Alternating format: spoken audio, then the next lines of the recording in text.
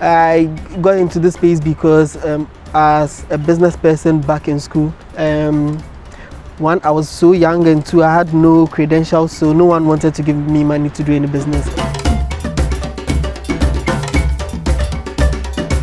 I remember the first time, no one wanted to give us money because we were new, we were young. The whole month we did like one Ghana cedi, that's less than 20 cents or something. To date, we've done over $750,000 in financing. So from $14,000 to $750,000. Typically, you would find projects having returns of say 15% to 30% per annum.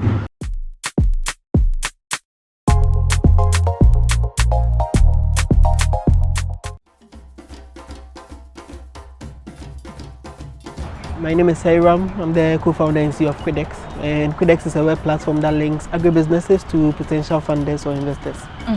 So, when did the light bulb moment go off in your head and you were like, there's so much potential in agriculture, but there isn't funding for agriculture? Yeah, so I wouldn't call it a light bulb moment. It's probably a series of like light bulbs turning on bits by bits. I got into this space because as a business person back in school, one, I was so young, and two, I had no credentials, so no one wanted to give me money to do any business. And I was thinking, okay, how can I get a group of people to join me to create something that will allow people to have access to funding? So that went off, that was tested, that ran nicely, and then we decided to go bigger. That okay, so what industry has the most impact? And for us in Ghana, it was agriculture, and basically that's how we got into crowd lending for agribusiness. Yeah. I want you to talk to me the first time you went to people and told them, this is who I am, this is what I do, give me your money, I want to invest it in agriculture. Yeah, I remember the first time. I mean, the whole month we did like one Ghana cedi, that's less than 20 cents or something, and no one wanted to give us money because we were new, we were young. There was some sort of financial crisis in the country, and no one trusted us, but we kept at it. And when we started showing people the results of what we had done, then they started getting interested. Yeah, so.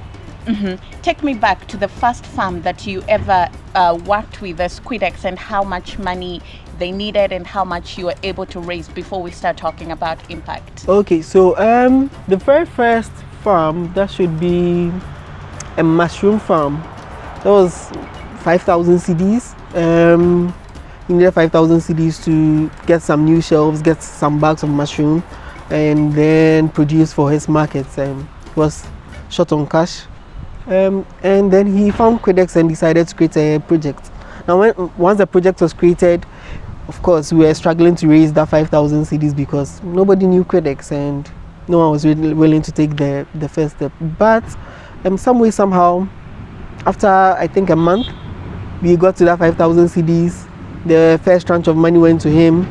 He was showing progress reports to the people that funded, and then the interest started generating from that end, you know. So basically, that's it. So how do you identify a farm that you're going to work with? Is it the farmer that comes to you, or you go to the farmer? No, the farmers and agribusiness people come to us. They get onto the Kwidex platform and decide to create a project and use the platform. Yeah, we don't only work with farmers. I mean, everyone in the agricultural value chain. Farmers, aggregators, transporters, processors, you name it. Yeah. So once they approach Kwidex, what's the process? Good. So what happens is they fill out a form, okay? Well, first of all, you sign up, of course. You sign up, fill up a form, and then it goes to our back end. Now when it gets to our back end, we'll look at a few things.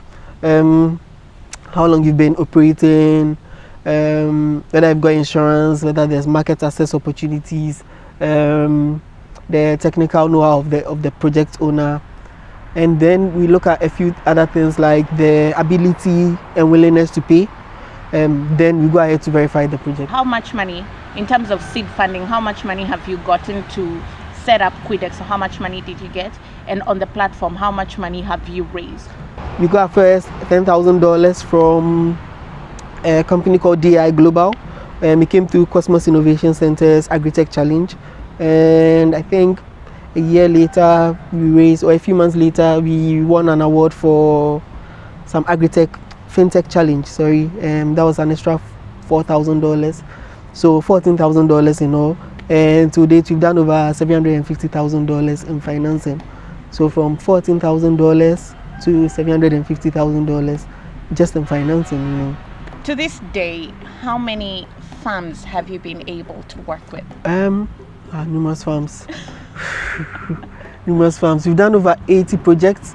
70% of that should be smallholder farmers, mechanization guys. What's that project that when you look back, you're like, wow, that was a really good project? What's that project that stood out for you as Kwidex? Yep.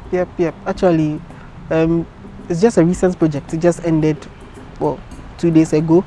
There's this guy, coconut oil extraction project, and he wanted to raise 11,000 cedis for 5 months. And well, we were a bit skeptical because it was his first time and all of that, but we went ahead to approve that project. So what happened was, this guy got the money, started paying way before his scheduled time, and then finished 2 months before, and realized that, given the right opportunities to the right people could actually transform their lives. Now, I'm talking about someone who hadn't received credits from any banking facility because, of course, no one would touch him with a long pole. But through Kwidex, he managed to, raise the money and then do very well. What's the most challenging project you've ever done? Maybe it's a project they need a lot of money and they're just challenges. Yeah. It was this project, my God, over 1 million cedis, actually raised on the platform. And wait, you've raised 1 million cedis? No, more than that for that particular project. So I think it did maybe 1.1 million cedis or something, so that's the whole part of it.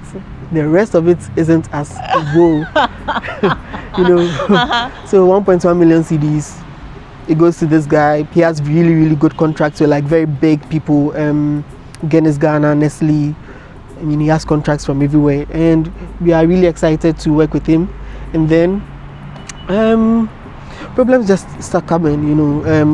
The problem started last year when prices of commodities started shooting up, prices of corn, prices of soya bean, and that's what he works with primarily. So problems started coming with the prices of the commodities. They were going so high, so he couldn't really get the commodities. His off-takers were not also paying on time, and so it's just terrible, But he's been trying to pay back, even though his time is way past and all of that, and so it's been a big challenge, And those are the challenges of businesses. I mean, when you're starting a business, you want to look at the brighter side, but businesses have challenges, and that's one of the challenges that you've experienced, because you're in the business of lending money without collateral. Do you take collateral? No collateral, nothing. You really have a strong heart and trust. And even the money isn't from us. It's actually from the crowd. So it even makes it more difficult because the crowd has to trust that our platform would make sure that only the right people get onto the platform. And then we also need to do our due diligence really well to make sure that the projects that actually get onto the platform are really top notch. So it's like just hurdles upon hurdles, but it's working. It will get there, Hold up. So you're telling me as Ondiro, I should give you my money as Kwidex. You have no collateral. Why should I give you? The reason why Ondiro would fund a project on our platform is because of two things. You get to make some cool returns, which otherwise you wouldn't have made from the traditional financial institutions. And then you get to impact lives, and it's really touching. Yeah. We'll get to the impacting lives a little bit later in a minute. I'm a business journalist. I'm interested in the numbers. Sure. You've talked about cool returns. What percentages are we talking about? Because maybe just one person who's watching might be like, oh, interesting. So if I put my money here, what sort of returns should I expect? Yeah, so the returns, first of all, the returns are actually decided by the project owners. So say me, Kofi, I'm a project owner. I get onto the platform. I decide how much I want to give the public. So you, Ondiro, you get onto the platform and then you go through the projects and see, oh, I like this one, I don't like this one, I like that one, you know. And typically you would find projects having returns of say 15% to 30% per annum. Yeah, 15% to 30% per in a year. Like so crazy returns. yeah, it's crazy returns, but also so crazy returns, crazy risks. So you should make sure that like your risk appetite is up there, and you're willing to like, you know, play the game. And if the money goes south, oh, I mean, it will sting a bit, but. How have you seen the life of some of these farmers and the projects that you've worked with, the people? How have you seen their lives change? Yeah, like it's incredible. You know, there are a number of project owners that we met, and I remember the first time we met them, they were so, I don't know, like torn apart. No one would listen to them and all of that, and we decided to go with them. And it's interesting what they are doing now. You know, taking care of their families, taking care of and the people that they work with, having a number of people working with them and all of that is really incredible. You know, and a number of projects come to mind whilst I'm talking about this. You know, there was this guy, Yam Project. He had been working in the yam space for over 12 years. No bank had ever given him money. He was working with say 10,000 CDs, you know, and he got onto Kwidex, created this project, and within like 3 weeks he raised his first 30,000 CDs. Now this guy does, that was like maybe a year ago or something. Now this guy does like 5 tracks of yams, and that's like maybe 150,000, you know, 200,000 CDs, you know. Yeah, from 30,000 CDs, you know, and it's incredible. I mean, 30,000 to 150,000. Yeah. All from yams. That's 5 times the return. Yep. You can't ask for any other. It doesn't get better than that. Yeah, of course. It doesn't get better, but you know, in my experience, it all depends on the person. You know, some people are really, really serious. Yeah. They mean business, and with a little push you give them, they are going. Some others, you can give them all the resources in the world, and you'll get nothing back. True. Yeah. What is your vision with Kwidex and with smallholder farmers in Ghana? Yeah. When all is said and done, and one day you look back at the work you've been doing with Kwidex, what do you want to be that thing that stands out for you that Kwidex was able to do? Yeah, I want to live in a world where accessing finance is as easy as tapping a button on your phone. You know, all these long bureaucratic things that people have to go through to have access to finance, it shouldn't be there. You know, that's on one end. On the other end, for everyday people, I mean, we strive and work hard, and in the end, you don't even really know where to put the money to. I mean, you all know about investing, but you don't really know where to put the money to make some more returns. So I want to live in a world where it's so easy to find opportunities to invest in, and potentially join that next big thing. You know, it could be smallholder farmers, it could be commercial farmers, it could be manufacturers. It doesn't matter, but what we are setting out to do is to get to a point where it's so easy. You walk around, you get to a shop, you see like a code, you could scan it and fund someone's project, you know, and making life easy, you know, for everyone. Yeah. So who can invest? How much money can they invest? Basically, anyone at all could invest. I mean, for us, access is like a priority. You don't need to be in a certain class to be able to invest. It's for everyday people, and we don't have barriers to entry, so you can fund with as little or as much as you want. You know, in Ghana, you could fund with as little as 20 pesos. You know, that's like 20 pesos. You could do as much as you want, and that's the beauty of it.